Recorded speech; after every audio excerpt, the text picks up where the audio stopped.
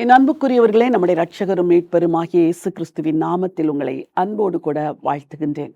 உலகமெல்லாம் இந்த நாளை பெரிய வெள்ளி குட் ஃப்ரைடே என்று சொல்லுகிறது. 2000 வருஷங்களுக்கு முன்பதாக இதே போன்ற ஒரு நாளில் நடந்த அந்த நிகழ்வை நாம் நினைவு கூறுகிறோம். ஆண்டவர் இயேசு கிறிஸ்துவும் சொன்னார், என்னை நினைவு கூறும்படி இதை செய்யுங்கள் என்று. எதை நினைவு கூற வேண்டும்? இரட்சகர் இயேசுவின் பாடு, மரணம், சிலுவையில் அவர் செய்த தியாகம், இவைகள் எல்லாவற்றையும் நாம் நினைவு கூற வேண்டும். நினைவு கூறும்படி இதை செய்யுங்கள் என்று கர்த்தருடைய பந்தியை ஆசரிக்கும்படி சொன்னார். நாமும் அதைத்தான் செய்கிறோம். சரி, இன்றைக்கும் ஒரு வேத வசனத்தை உங்களுக்காக வாசிக்க விரும்புகிறேன். மத்தேயு எழுதின சுவிசேஷம் 27ஆம் அதிகாரம் 46வது வசனம். 9ஆம் மணி நேரத்தில் இயேசு ஏலி ஏலி லாமா சபக்தானி என்று மிகுந்த சத்தமிட்டு கூப்பிட்டார். அதற்கு, என் தேவனே, என் தேவனே, ஏன் என்னை கைவிட்டீர் என்று அர்த்தமாம். ஆண்டவர் இயேசு கிறிஸ்து சிலுவை பாடு மரணத்தை மனப்பூர்வமாய் பிதாவினிடத்திலிருந்து ஏற்றுக்கொண்டார். அவருக்கு நன்றாய் தெரியும், சிலுவையில் தான் தொங்கும் பொழுது பிதா தன்னுடைய முகத்தை மறைத்து கொள்வார் என்று. ஏனெனில் ஏற்கனவே வேதத்தின் பல பகுதிகளை படித்து தன்னை குறித்த காரியத்தை அறிந்து வைத்திருந்தார் கிறிஸ்து.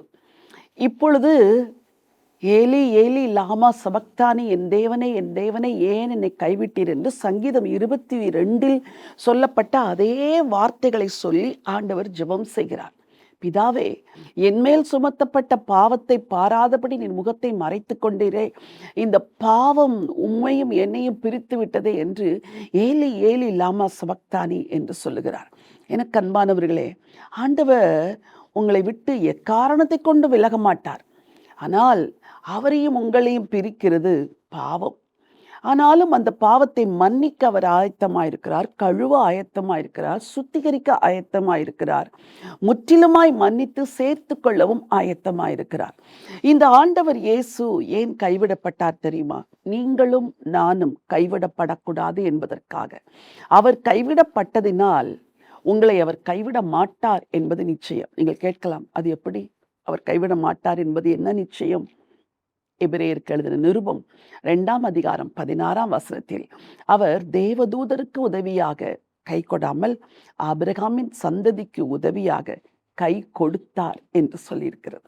இந்த ஆண்டவர் கை கொடுத்து தூக்கி விடுகிறவர். நான் உன்னை விட்டு விலகுவதும் இல்லை, உன்னை கைவிடுவதும் இல்லை என்று சொன்னவர். உலகத்தின் முடிவு பரிந்தம் சகல நாட்களில் நான் உங்களோடு கூட இருக்கிறேன் என்று சொன்னவர். அவர் உங்களை கைவிடவே மாட்டார். இன்றைக்கு நீங்கள் நினைக்க வேண்டுவதெல்லாம் எதை தெரியுமா? ஆண்டவரே, எனக்காக நீர் கைவிடப்பட்டீர், என்னை கைவிடாது இருக்கும்படி என் வாழ்க்கையை உமக்கு ஒப்புக் கொடுக்கிறேன், என்னை நடத்தும் என்று உங்கள் வாழ்வை ஒப்புக் கொடுங்கள். இன்றைக்கு நீங்கள் ஆலயத்திற்கு சென்று ஆண்டவருடைய பாடு மரணம் எல்லாவற்றையும் தியானிப்பீர்கள். ஆனால் இருதயத்திற்குள், இருதயத்தின் அடித்தளத்தில், எனக்காக இந்த இரட்சகர் கைவிடப்பட்டார், இந்த அன்பு எவ்வளவு மேலானது என்பதை நீங்கள் நினைத்து அவரை நேசிக்க இன்னும் ஒரு படி முன்னே வர வேண்டும். அவருடைய கரத்தை பற்றி கொண்டு அவருக்காக வாழ வேண்டும். இதைத்தான் அந்த இயேசு உங்களிடத்தில் எதிர்பார்க்கிறார்.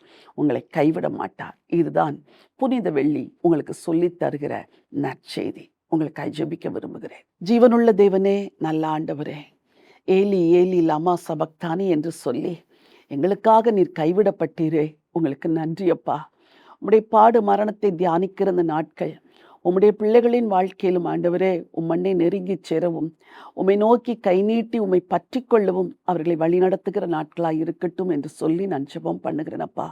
யாருடைய வாழ்க்கையிலெல்லாம் தாங்கள் கைவிடப்பட்டதை போல கலக்கத்தோடு திகைப்போடு இருக்கிறார்களோ, அவர்கள் எல்லாருடைய வாழ்க்கையும் கைவிடாது நீர் காத்து நடத்த வேண்டும் என்று சொல்லி நான் ஜெபம் பண்ணுகிறேனப்பா. எங்களுக்காக சிலுவையில் மரித்தீர், எங்களுக்காய் ஜீவனை கொடுத்தீர், புதிய மார்க்கத்தை திறந்தீர், புதிய வழியை திறந்தீர். உங்கள் பிள்ளைகளுக்கு நேராக கரம் நீட்டி அவர்களை தூக்கி எடுத்து மார்போடு அணைத்து கொள்ளும்படியா ஜெபிக்கிறேன். வழி நடத்த வேண்டும் என்று வேண்டிக் கொள்கிறேன். ஆண்டவர் இயேசுவின் நாமத்தில் வேண்டிக் கொள்கிறேன் நல்ல பிதாவே, ஆமென், ஆமென். பிரியமானவர்களே, பிதாவை நோக்கி என் தேவனே, என் தேவனே, ஏன் என்னை கைவிட்டீர் என்று கதறின கிறிஸ்து உங்களை ஒருபோதும் கைவிட மாட்டார். இந்த நம்பிக்கையோடு இந்த நாளை துவங்குங்கள். இந்த நாள் ஒரு வெற்றி நாள். God bless you.